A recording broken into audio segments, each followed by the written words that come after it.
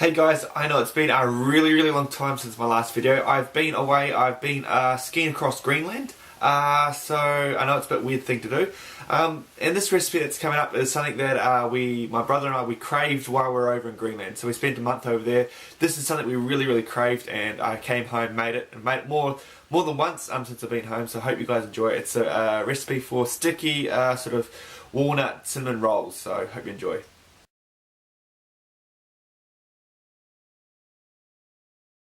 Right guys, so what we're going to begin with is a large bowl, and into the bowl we're going to stick 4 cups of just plain flour, and then we're going to sprinkle 2.5 teaspoons of dry yeast on top of it. This will form the base of our dry ingredients. We're just going to set this aside, and we're going to grab another bowl, and into the bowl we're going to put in our wet ingredients. So we're going to stick in 2 cups of milk, followed by a half a cup of canola oil or normal oil, vegetable oil, and another half cup of sugar. Now we're going to make sure this is nice and warm, so we're going to stick this in the microwave for about a minute, just until the mixture is warm. This will help activate our yeast when we try to proof our dough. Now once the milk mixture is warm, we can add this to our dry ingredients, and then just grab a mixer, or if you've got a food mixer, put it in that, and just mix it until you get a nice wet dough. The flour should start to pull together. It's got to be a wet dough, so just turn this out onto a nice floured surface, and just make sure it's nice and floured, and try to get to form into a ball. Don't add too much more flour, and stick this back into a bowl and let it rise in a warm place for about an hour.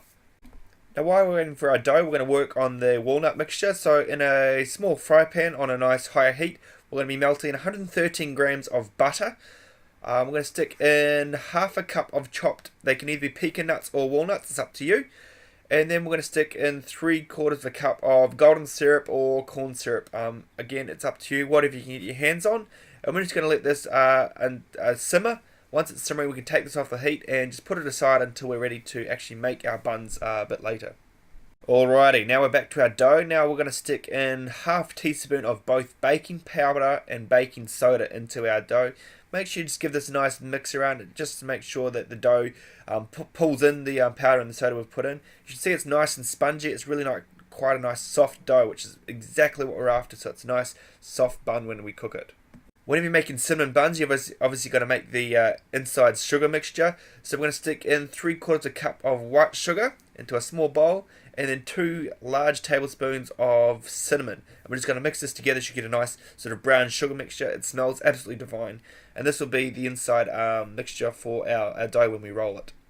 Right, now for the fun part, we're going to roll out our dough. On a floured surface, you're going to roll out a nice long rectangle until our dough is roughly around half a centimetre to a centimetre thick.